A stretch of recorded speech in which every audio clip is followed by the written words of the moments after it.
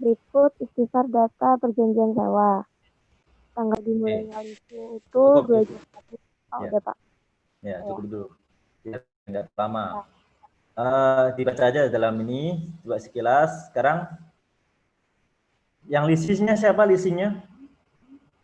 isinya itu PT Bintaro Printing. Hah? Lisi itu penyewa. Bu, Lesor ya, Pak? Hah? Lesor. Yang lesor siapa? Yang lesor PT Lima Serangkai. Wah, nggak kebalik ya? Coba lihat. PT Lima Serangkai menyewa Oh mesin iya, cetak ke Bintaro ya Printing. kebalik, Pak. Tuh kan, kamu fokusnya di mana yo? Lagi di mana nih? Leasingnya PT Oke, Lima Serangkai. oke. Sekarang saya mau nanya di sesi lesinya dulu nih. Ingat ya, Ya, lesi. Siapa lesinya tadi? PT Lima Serangkai. Mas Rangkai, oke. Masuk sewa pembiayaan apa sewa operasi? Pembiayaan. Pembiayaan. Alasannya? Eh, Masa leasingnya lebih dari 1 tahun. Ya. Terus Terus? nilainya itu lebih dari $5.000. Oke, material nilainya ya. Oke, Ya, pertanyaan berikutnya adalah ya yang kita nanti tuh untuk ini teman-teman kerjain ya nanti ya. Nah, kita coba tolong hitungkan dulu berapa nilai aset dan nilai lease liability yang diakui oleh si lesi. Silakan. Hitung dulu. Yang lain juga boleh dihitung, silakan. Boleh pakai Excel atau boleh pakai ininya, dibuka spreadsheet-nya boleh. bentar, Pak. Ya. Nah, satu lagi saya minta tolong sebagai lesor nih, siapa nih? Harlina ada Harlina. Harlina Nur Kosasi. Ya, Harlina Pak. ada. Nah, Harlina, kalau sebagai lesor ini masuk sewa apa? Sebentar, Pak.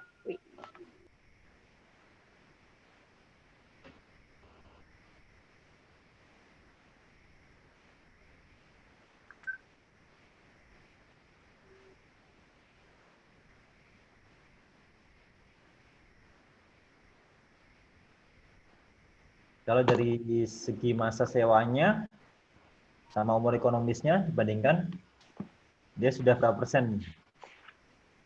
5 tahun ke 6 tahun ya. Tinggal Lebih diuji dari 90, Pak. berapa? Udah lebih dari 90%. Apanya 30% tuh? Yang masa listnya. Ya, iya. Jadi kita bisa judge, kita bisa ini kan kita assess atau nilai sebagai sewa pembiayaan ya bagi Ya, si Pak. lessor. Jenisnya apa? Direct apa sales type lease? Ayo. Direct lease apa sales type lease? Apa bedanya kalau sales type lease? Ini direct financing, Pak. Ya, direct financing. Oke.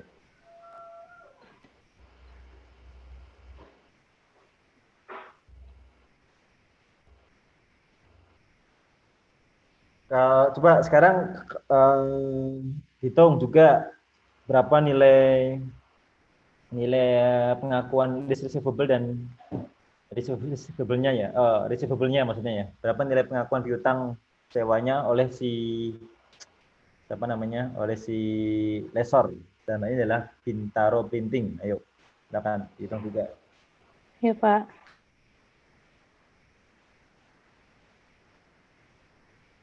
Tadi Bella udah ketemu Bella? Lagi login Excel-nya. Hah? Lagi dihitung sebentar, Pak. Oke, ya.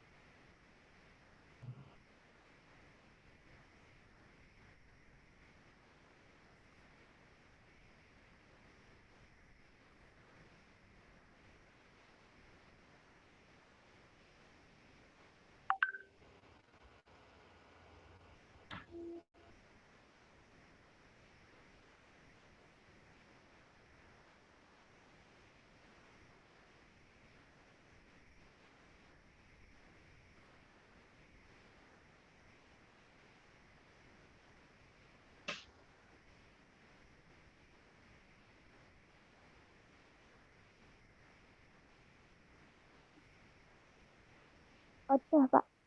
Ya, berapa? Kalau dari sisi lesi kan berarti Berarti nilai sebesar apa dia? Sisi lisis untuk list liability sebesar berapa? liability-nya itu sebesar 428.221.905 bukan, Pak? Jadi persen, apa aja komponennya, apa aja komponennya? Hitungnya apa aja? Jadi PMT-nya itu atau annual payment-nya kita kurangin dulu dari executory Oke, cost. kita kurangin dulu ya. Ini kurangin dengan executory cost ya. Ya, terus kalikan dengan Kali dengan itu PV faktor dari annuity.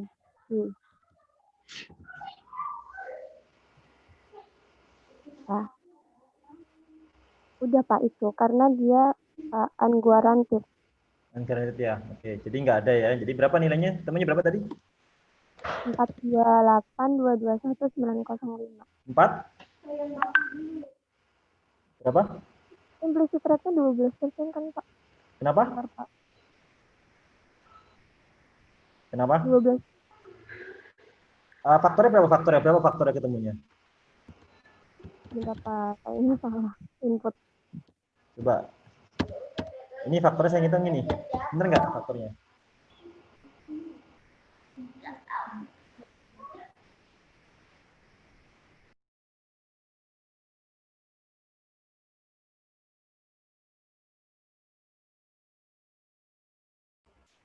Oke, faktornya ketemu nggak? Sama nggak faktornya? Bentar, Pak. Oke Pak, Tidak. sama. Hah? Ya sama. Berapa hasilnya? 488.651.321. Ya. Jurnalnya gimana? Jurnalnya right of use asset Ya. pada lease liability. Oke, ya. Oke, jadi jurnalnya nanti list aset. Maaf, apa? Right of use asset ya. Dari liability ya. Iya Pak.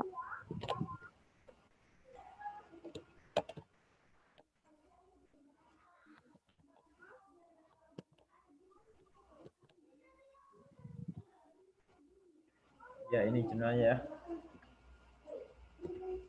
Herlina udah, Herlina? Untuk lesornya gimana? Komponennya apa aja? Masih dihitung, Pak. Hitungnya apa aja coba? Yuk sama-sama hitungnya. Hitungnya apa? Komponennya apa aja komponennya kalau lesor? Kalau lesi kan tadi kan present value dari annual payment ditambah dengan jika ada guaranteed atau yang apa namanya yang nggak diekspektasikan. Kalau lesor apa komponennya? Fair value asetnya, Pak. Fair value asetnya, ya betul. Meskipun guaranteed atau nggak guaranteed ya fair value Iya, asetnya. Pak. Atau sebesar present value dari ini, dari apa namanya, kalau fair value asetnya kan berapa, udah bisa kita hitung kan berapa itu nilainya? 500 juta, Pak. Double ya, ya. Coba kamu hitung dari ini, dari present value dari annualnya ditambah dengan present value dari guaranteed-nya, sama nggak ketemunya? Present value apa normal payment ya, sama nih, ini sama kan tadi, sama dengan 488 tambah dengan present value dari residual unguaranteed RV. Berapa RV-nya? Berapa RV-nya? 20 kalikan dengan ini.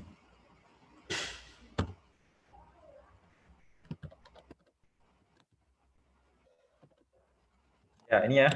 Temunya sama ya 500 ribu ya, 500 juta ya. Nanti dibulatkan. Iya, Pak. Oke, itu review lisi dan lesor ya. Ini sederhana soalnya. Jadi tolong teman-teman nanti kerjakan tetap ya, tapi yang lengkap ya, nanti bikin tabel amortisasinya, bikin jurnalnya ya supaya untuk latihan juga nih. Jangan telat lagi ya untuk mengerjain soalnya, ini dilihat ya, tolong. Sekaligus buat latihan. Oke, terima kasih Harina sama Bella ya. Berikutnya kita coba akan lihat soal error. Ya, soal ya, contingent error analysis ya.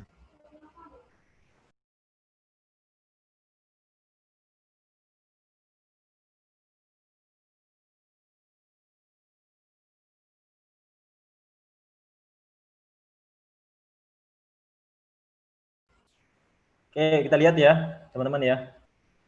Soal saat ini ada soal laporan keuangan PT Merapi ya. Di sini income statement, kemudian di sini dia ada berapa case ya. Case pertama adalah di sini dia merubah dari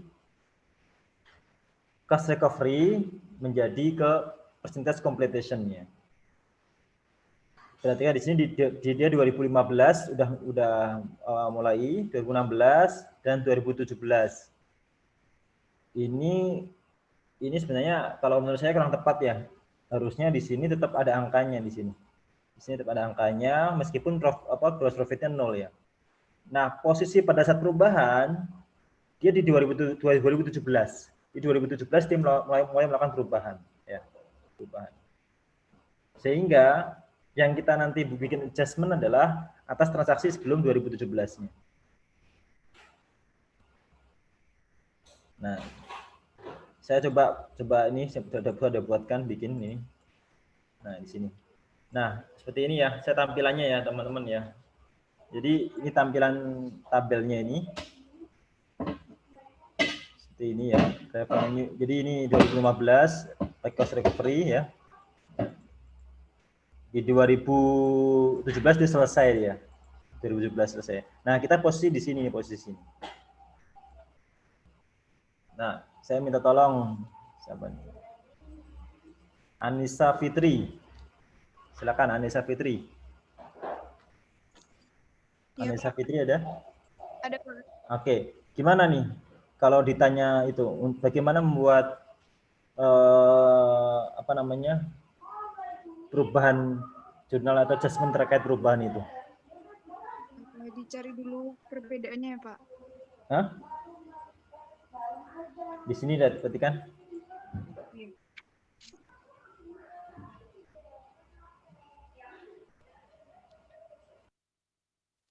Jurnalnya berarti Suaranya bisa di ini enggak? iya Pak. Suaranya tolong dikerasin dikit ya. Oh, ya. Berarti jurnalnya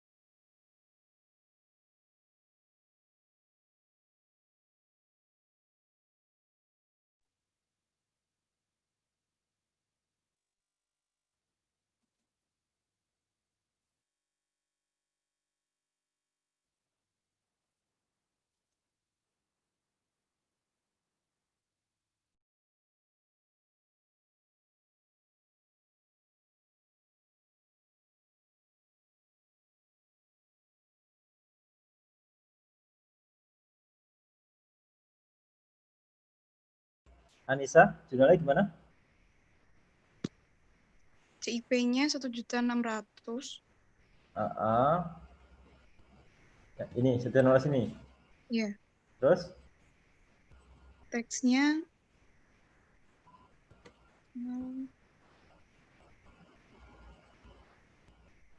teksnya 400. Terus? RE-nya Isinya, carinya nih. Ini kan 2016 ya, 2015-nya gimana? Bikin jurnal lagi gitu? Oh iya, salah Pak, salah Pak. Digabung dulu aja, digabung. Oh iya. Berarti CIP-nya Nih, kita gabung ya. Ayo, gabung aja nih.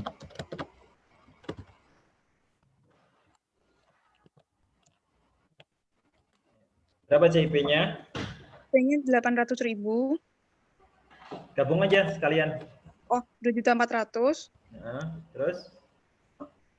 Teksnya 600. Ya.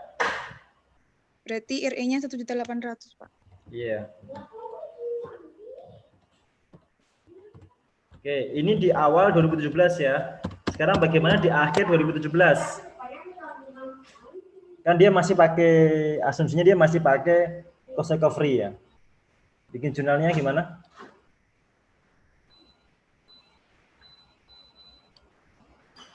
Tinggal bikin jurnal ini aja, ikutin aja ini ya. Ya, cost kontraksinya 440 di sini. Revenue-nya ini 16 ya. Kita bikin jurnal ini ya. Nah. Ya, kan 2017-nya kan belum di jurnal dia. Kita masih, jadi kita langsung aja current di sini, yang current-nya gini. Nah, ini. Ini untuk soal 1 ya. Sekarang bagaimana untuk yang soal 2-nya, review-nya. Ini nanti teman-teman kerjakan ya pelan-pelan ya nanti ya. Nah, soal nomor 2-nya nih. Nah, persediaan ya. Perubahan dari average ke FIFO. Saya rasa kemarin ini sudah ya. Soal ini kalau saya sederhanakan seperti ini, teman-teman. Ini sederhananya gini ya.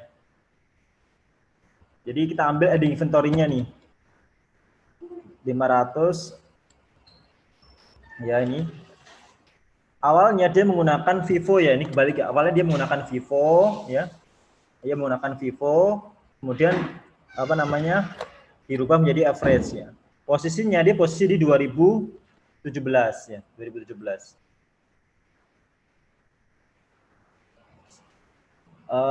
Sehingga pada saat dia 2017 ini, maka dia pertama membuat koreksi atas saldo awal di 2016 ya.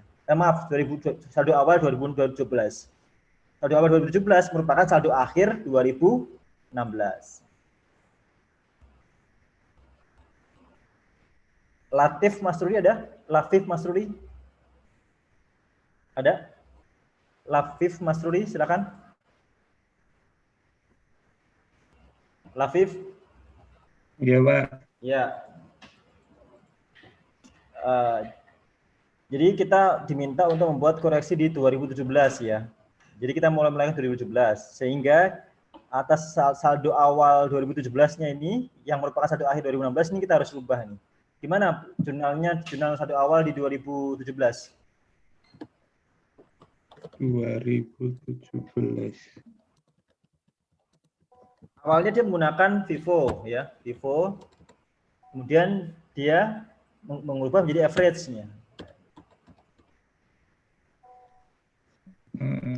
Nah, posisi bukunya dia masih FIFO nih, 2016 dan 2016. Nah, karena kita mau merubah menjadi average, sehingga kita perlu koreksi saldo awal di 2017.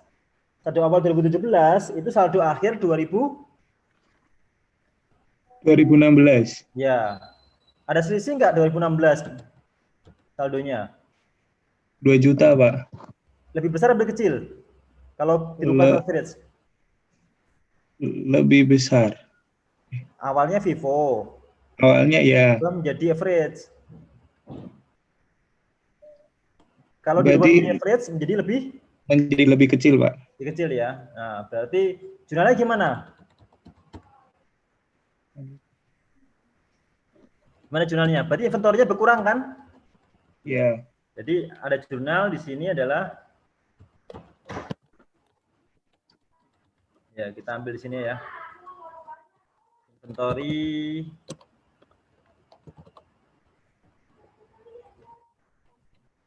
beginning ya. Awal ya begin. Berapa? Berkurangnya berapa? 2 juta, Pak. Berapa berkurangnya? 2 juta, Pak. 2 juta, oke. Lawannya apa? Lawannya apa? Kan 2016 kan? Hah? 2016. RE ya? RE, Pak, ya. Ingat ya kalau ada pajaknya, RE ini selalu net of tax ya. Jadi kalau pajaknya 20%, jadi ini kalikan dengan 5% ya, karena pajaknya 20%. Nah, selisihnya masukin ke deferred atau deferred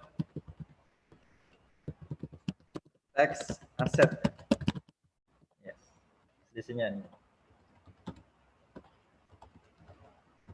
Nah, kemudian kita buat jurnal di tanggal 31, ini jurnal tanggal ini ya, tanggal 1 1/01/12 ya. Kemudian bikin di jurnal tanggal 31 12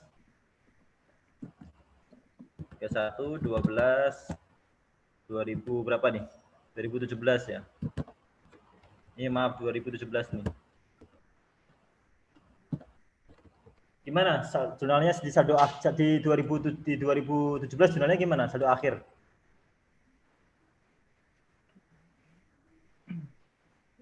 Gimana? Saldo akhirnya kan dia pakai Vivo awalnya 14.000. Ya. Kan dia ini apa namanya?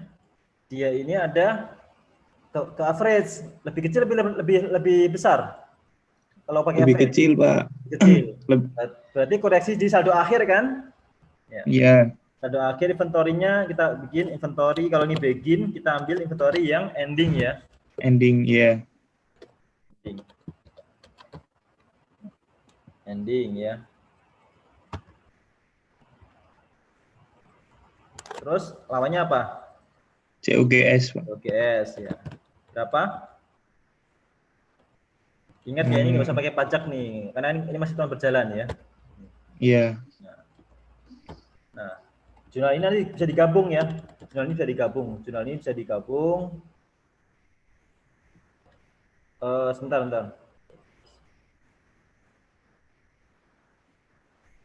Ya, nanti jurnalnya bisa digabung, teman-teman. COGS-nya bertambah ya. COGS bertambah. Ending inventory-nya jadi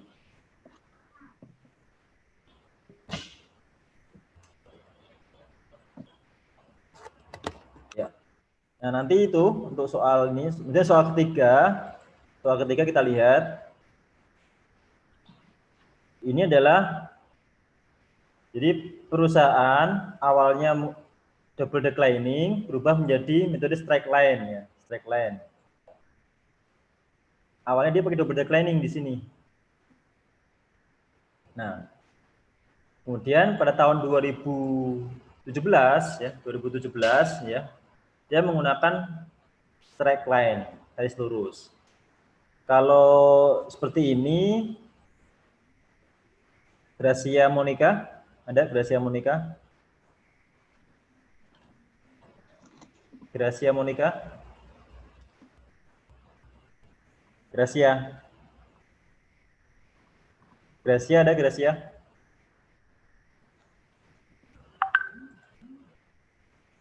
Oke, kita lihat kita buatkan di Excel-nya ya. Nah, di sini ya.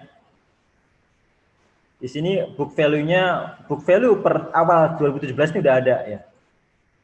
Kemudian ditetapkan nilai sisa baru ya. Jadi perubahannya ada dua ya, perubahan nilai sisa baru dan perubahan masa manfaat baru. Kemudian dia menggunakan metode straight line ya. Straight line di sini. Nah, makanya kalau straight line itu kan rumusnya kan cuma book value kurangi dengan residual value dibagi dengan apa namanya? Dengan umurnya kan. Nah, kita perhatikan di sini. Untuk masa manfaat yang baru ini kan berubah ya dari 8 menjadi 7 ini kan. Sehingga ada perubahan. Nah, sementara basis kita kan kalau kita tahu kalau perubahan ini masuk perubahan yang sifatnya perubahan estimasi ya. Perubahan estimasi, perubahan yang prospektif ya. Jadi tidak perlu kita merubah RE-nya di tahun sebelumnya. Cukup di periode berjalan aja. Sehingga basis book value ini kita jadikan nilai awalnya kita ini. Sehingga apa? Kita ngitungnya jangan dari awal beli, tapi dia dari tanggal 1 Januari 2017. Nah, masa manfaatnya ini kan masa manfaat ketika dari tanggal perolehan. Ini kita perlu sesuaikan.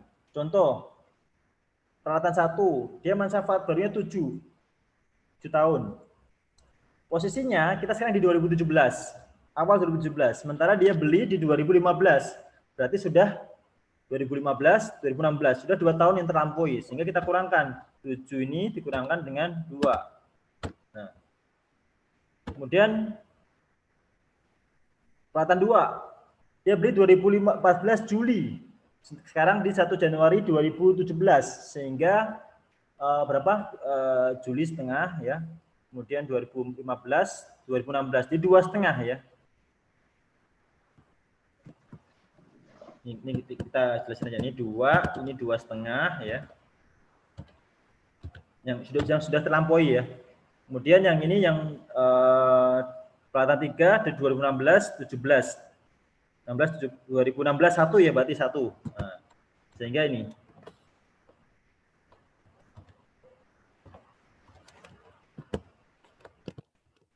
Nah, maka basis ini yang kita gunakan untuk menghitung depresiasi. Rumusnya gimana?